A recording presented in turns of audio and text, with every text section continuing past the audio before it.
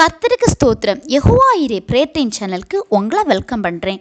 பிரியமானவர்களே, நாம் இப்பொழுது பார்க்கவிருக்கிற வேத பகுதி லூக்கா 16:10. கொஞ்சத்திலே உண்மையுள்ளவன் அநேகத்திலும் உண்மையுள்ளவனாய் இருக்கிறான், கொஞ்சத்திலே அநீதியுள்ளவன் அநேகத்திலும் அநீதியுள்ளவனாய் இருக்கிறான். இந்த வசனத்தில் நாம் உண்மை அநீதி என்ற 2 காரியங்களை பார்க்கலாம். உண்மை என்றால் என்ன? நாம் பேசுகிற முதல் நடக்கிற அனைத்து காரியங்களையும் வேதத்தின்படி மனசாட்சிக்கு உண்மையாக நடக்கிறது. உண்மையின் எதிர்ப்பதம் அநீதி. உண்மை தேவனுக்கு ரொம்பவும் பிரியமான ஒரு காரியம். அதனால தான் வேதத்தில் சொல்லப்பட்டுள்ளது, உண்மையுள்ள மனுஷன் பரிபூரண ஆசீர்வாதங்களை பெறுவான்னு. பரிபூரணம் என்றால் ஒன்றுக்கும் குறைவற்ற ஒரு வாழ்க்கை. உண்மைன்னு சொல்லும்போது நாம் எல்லாரும் இதுக்கு ஒரு லிமிட் வச்சுருக்கோம். இதுதான்னு கண்டிப்பாக அப்படி அல்ல. ஒரு சின்ன பொய் கூட நமது பரிசுத்தத்தை கெடுத்துவிடும். ஒரு பொய் சொல்லும்போது திருப்பி பொய் சொல்லக்கூடிய நிலைமைகள் நமக்கு ஏற்படும். ப்ராக்டிக்கலாக பாருங்கள், ஏதாவது ஒரு காரியத்தில் நீங்கள் ஒரு சின்ன பொய் சொன்னீங்கன்னா அடுத்தடுத்து அந்த காரியத்தில் நிறைய பொய் சொல்ல வேண்டிய தேவைகள் நமக்கு ஏற்படும். ஒரு சின்ன காரியத்தில் கூட உண்மையாக நம்மளால் இருக்க முடியலன்னா ஒரு பெரிய காரியத்தில் கண்டிப்பாக உண்மையாக இருக்க முடியாது. அந்த விஷயத்தில் பொய் சொல்லும்போது ஆண்டவர் முன்னாடி அது பெரிய அநீதியாக எண்ணப்படும். அதனால தான் மத்தேயு மார்க்கு சுவிசேஷங்களில் ஏசப்பா தாளந்து ராத்தல் வச்சு உவமைகள் வழியாக நமக்கு அதை புரிய வைக்கிறாங்க. உண்மையில்லாத ஒரு மனிதனை ஆண்டவர் பயன்படுத்த முடியாது.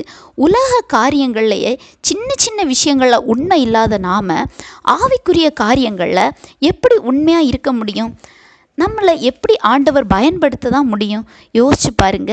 மனுஷங்க முன்னாடி நாம் உண்மையுள்ளவங்களாக நடிக்கலாம், ஆனால் ஆண்டவர் முன்னாடி நமது இருதயம் திறந்திருக்கிறது. அவர் முன்னாடி நாம் எதையும் மறைக்க முடியாது. ஆண்டவர் அனைத்தையும் அறிந்தவர் என்பதை நாம் மறக்கக்கூடாது. ஒன்று நாம் புரிஞ்சுக்கணும், உலக மனிதர்கள் முன்னாடி உலக அந்தஸ்து, செல்வம், நற்பெயருக்காக உண்மை இல்லாமல் நாம் இருந்தால் அது ஆண்டவர் முன்னாடி ஒன்றுமே இல்லை. ஏன்னா நாம் மேன்மையாக நினைக்கக்கூடிய காரியம் ஆண்டவர் முன்னாடி ஒரு தூசான விஷயங்கிறத நாம் மறக்கக்கூடாது. உண்மை இல்லாத ஆசீர்வாதம் வீண், அது நிலை நிற்கவும் செய்யாது. இதே அதிகாரத்தில் லாசரு ஐஸ்வர்யவான் நீங்கள் பார்த்தீங்கன்னா, ஐஸ்வர்யவான் உலக காரியங்களில் ரொம்பவும் சந்தோஷமாக வாழ்கிறாரு. ஆனால் கடைசி நேரத்தில் பார்த்தீங்கன்னா அவர் மரித்து அடக்கம் பண்ணப்பட்ட போது அங்கே இருந்து ஆபிரகாம் கிட்ட கெஞ்சுறாரு, லாசருவை அனுப்புங்க, என்னுடைய 5 சகோதரர்கள் இருக்காங்க, அவங்க இந்த இடத்துக்கு வரக்கூடாதுன்னு. அப்போ ஆபிரகாம் என்ன சொல்கிறாருன்னா, இங்கேருந்து ஒருத்தங்க போனாலும் அவங்க கண்டிப்பாக நம்ப மாட்டாங்க, ஏன்னா அவங்களுக்கு சொல்லி கொடுக்க மோசேயும் மற்ற தீர்க்கதரிசிகளும் இருக்காங்க அப்படின்னு. அது மாதிரி தான் இப்போ உலக பிரகாரமாக இருக்கிற நமக்கு வேதங்கள் மூலம், வசனங்கள் மூலம், ஊழியக்காரர்கள் மூலம் உண்மையாக இருக்கணுங்கிற காரியம் ஆண்டவர் நமக்கு சொல்லிகிட்டே இருக்கிறாரு. ஆனால் நம்ம அதை அசால்ட்டாக எடுத்துக்கிறோம். நமது நிலைமை பரிதாபத்திற்குரிய நிலைமைக்கு கண்டிப்பாக ஆகக்கூடாது. உண்மை மட்டும் இல்லைன்னா நீங்கள் என்ன நன்மை செய்தாலும் அதை ஆண்டவர் விரும்ப மாட்டார். பிரியமானவர்களை, உண்மையுள்ளவர்களாக இருங்க. நீங்கள் நினைப்பீங்க, ரட்சிக்கப்படாத நிறைய பேர் பொய் சொல்கிறாங்களே பின்ன என்னன்னு. ஏன்னா அவங்களுக்கு ஆண்டவருடைய வசனங்கள் பற்றி தெரியாது. நாம் ரட்சிக்கப்பட்டிருக்கோம், முடிஞ்சளவு அவங்களுக்கு இதை பற்றி சொல்லுங்க. அடுத்து நினைப்பீங்க, ஒர்க் பண்ணுற இடத்துல, வெளியில் போகிற இடத்துல நாங்கள் உண்மையாக இருக்க முடியாது, பொய் சொல்லாமல் இருக்க முடியாது அப்படின்னு நீங்கள் யோசிக்கலாம். ஒரே ஒரு முறை ஆண்டவருக்காக நீங்கள் உண்மையுள்ள அந்த இடத்துல செயல்பட்டு பாருங்க.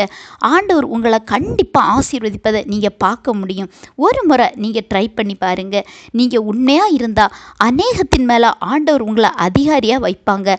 அதன் பலனை நீங்கள் கண்டிப்பாக பார்ப்பீங்க. உண்மையுள்ளவர்களாக இருங்க.